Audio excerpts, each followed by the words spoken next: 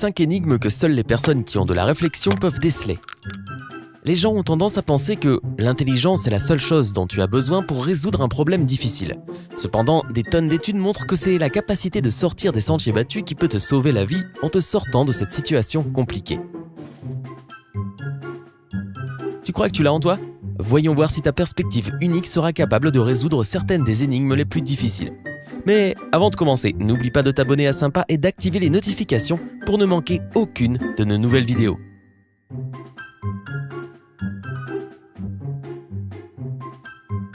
Et c'est parti pour l'énigme numéro 1, un criminel malin. Le 24 novembre 1971, un homme se faisant appeler Dan Cooper a acheté un billet d'avion pour Seattle. Peu après le décollage du gros porteur 727, Cooper a montré son sac aux hôtesses de l'air affirmant qu'il y avait une bombe à l'intérieur et qu'il était en train de détourner l'avion.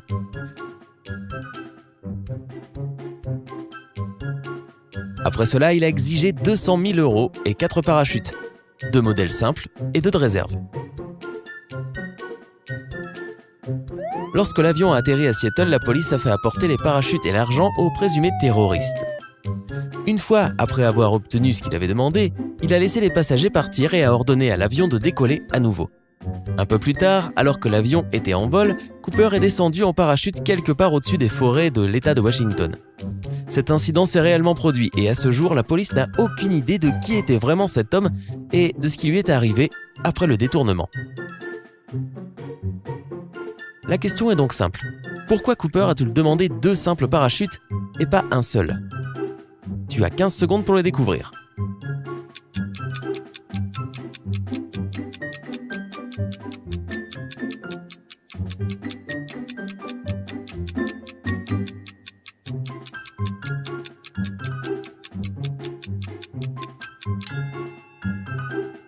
Tu penses connaître la réponse ?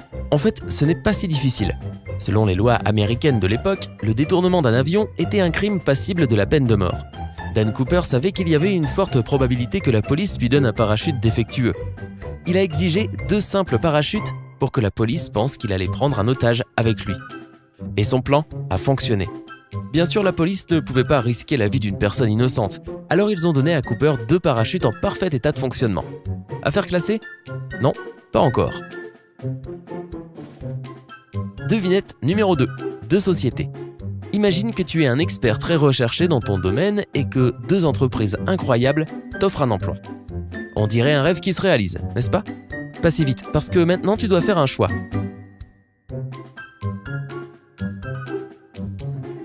Les 2 entreprises t'offrent un salaire de départ de 180 000 € par an. Cependant, si tout va bien, la première compagnie est prête à te donner une augmentation de 20 000 € chaque année. La deuxième compagnie te donnera une augmentation de 5 000 € tous les 6 mois. Quelle offre choisirais-tu ? Tu as 15 secondes pour peser tes options.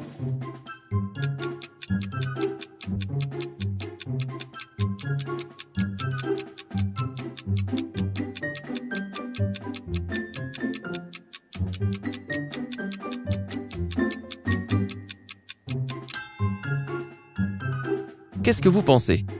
La première compagnie est évidemment meilleure, n'est-ce pas ? Faux ! Si tu as choisi la deuxième compagnie, félicitations. Tu sais comment ratisser plus d'argent. Décomposons-le et voyons ce que tu pourrais obtenir après 3 ans dans chaque entreprise. Dans la première entreprise, tu auras 180 000 € après la première année, puis 200 000 € la deuxième année et 220 000 € la troisième année. En additionnant tout cela, on obtient 600 000 € pour 3 ans. Maintenant pour la deuxième compagnie. Pendant les 6 premiers mois, tu obtiendras 90 000 €. Ensuite, tu auras 95 000 € pour le second semestre de la première année. La première moitié de la deuxième année te rapportera 100 000 € et la deuxième moitié 105 000 €. Enfin, tu recevras 110 000 € pour le premier semestre de la troisième année et 115 000 € pour le second semestre. Additionne le tout et tu auras 615 000 €. Dans ce cas, ta pensée originale t'a donné 15 000 € de plus par année. Joli. Devinette 3, un boulanger intelligent. Cette histoire s'est passée il y a longtemps, avant que nous ayons tous les moyens modernes tels que l'électricité et les gadgets. Un boulanger a décidé de faire un gâteau pour l'anniversaire de sa fille. Selon la recette, il doit rester au four pendant exactement 15 minutes. Mais voici le piège. L'ancienne horloge du boulanger s'est cassée et il n'a pas eu le temps d'en trouver une nouvelle. Sa fille serait à la maison dans une demi-heure et il voulait la surprendre avec son beau gâteau fait maison. Il n'avait que 2 sabliers, l'un pour 7 minutes et l'autre pour 11 minutes. Le boulanger était un homme très intelligent et a quand même réussi à faire l'un des gâteaux les plus délicieux de tous les temps. Il l'a même fait avant que sa fille ne rentre à la maison. Alors comment a-t-il fait ça ?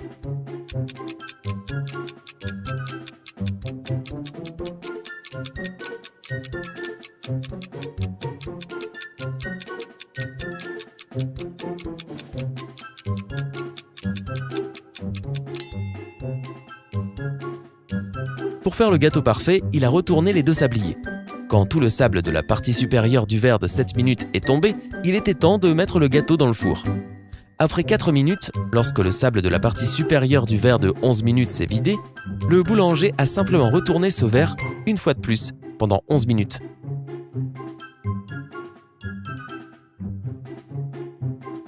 « 4 minutes sur le premier sablier et 11 sur le second fait les 15 minutes dont il avait besoin. Tu vois ? Facile, comme une tarte. Oups, je veux dire, un morceau de gâteau. Pour faire le gâteau parfait, il avait 2 sabliers, l'un de 7 minutes et l'autre de 4 minutes. Quand tout le sable de la partie supérieure du verre de 7 minutes est tombé, il était temps de mettre le gâteau dans le four. Devinette 4, un voleur malchanceux. Un jour, un voleur a décidé de braquer la banque locale. Il a eu l'idée ingénieuse de se déguiser en guichetier et d'essayer de se faufiler dans le coffre-fort. Alors qu'il s'approchait de la chambre forte, il a vu un garde de sécurité qui se tenait juste devant la porte. Le voleur n'avait pas prévu cela, alors il s'est caché et a surveillé attentivement le garde. Lorsque l'un des employés de la banque s'est approché de la porte, l'agent de sécurité a dit « 12 ». L'ouvrier a répondu « 6 » et est entré. Puis un autre caissier est arrivé au coffre. Lorsque le gardien de sécurité a dit 6, la personne a répondu 3 et a obtenu l'accès. « Oh, j'ai tout compris », a pensé le voleur, et il s'est approché nonchalamment du garde de sécurité. Quand le gardien a dit 10, le voleur a répondu 5 en toute confiance.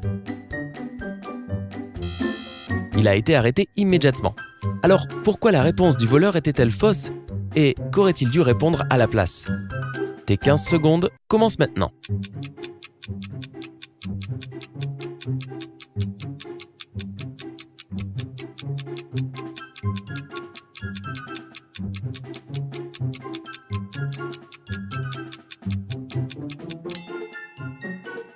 Des idées ? La réponse correcte a à voir avec le nombre de lettres dans le mot. 12 a 6 lettres, donc la réponse est 6. 6 à son tour a 3 lettres, donc la réponse est 3. Quant à 10, tu vois bien que le voleur aurait dû dire 3. On dirait qu'il n'était pas aussi intelligent qu'il le pensait. Encore une fois, le crime ne paie pas. Devinette 5, la beauté et le cerveau.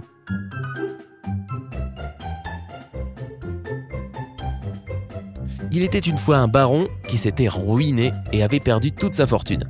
La seule chose qu'il avait, c'était ses 2 filles, Elsa et Gerda. Elsa était absolument splendide, tandis que Gerda était incroyablement intelligente. Le souverain d'un royaume voisin tomba amoureux de la belle Elsa et l'invita à dîner dans son palais. Elsa décida d'emmener sa sœur intelligente avec elle. Le souverain était vieux et laid, et il savait qu'il n'avait aucune chance de gagner le cœur d'Elsa. Il savait aussi que Gerda aimait vraiment les devinettes et a décidé de tout risquer en concluant un marché avec les sœurs. L'accord s'est déroulé comme suit. Le vieil homme nouait les cheveux de chacune des sœurs avec un ruban rouge ou doré.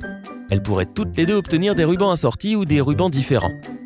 Les filles ne pouvaient pas donner de signaux d'indices ou de phrases pour aider l'autre à deviner la couleur de son ruban. Elles dîneraient en silence dans une pièce sans miroir. Une fois le dîner terminé, il demanderait à chacune des sœurs quelle couleur de ruban était dans ses cheveux. Si elle devinait correctement, elle rentrerait chez elle avec tout l'or et les bijoux qu'elle pourrait porter. Si l'une d'elles devinait correctement, le souverain offrirait à la sœur gagnante un collier de perles. Et enfin, si aucune d'entre elles ne devinait correctement, il épouserait Elsa. Waouh, ça c'est du deal.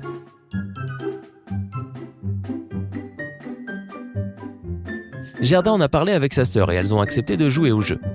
Inutile de dire qu'Elsa a été sauvée d'un mariage très désagréable, mais comment Gerda a-t-elle trouvé un moyen de gagner? Maintenant, c'est à ton tour de deviner. Tu as 15 secondes.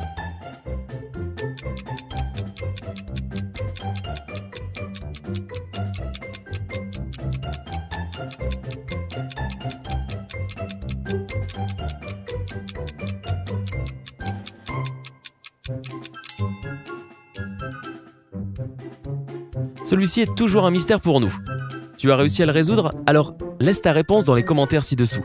Peut-être qu'ensemble, nous pourrons enfin comprendre comment Gerda a surpassé le vieux souverain. Combien d'énigmes as-tu résolu? Dis-le nous dans les commentaires ci-dessous. N'oublie pas de t'abonner à Sympa.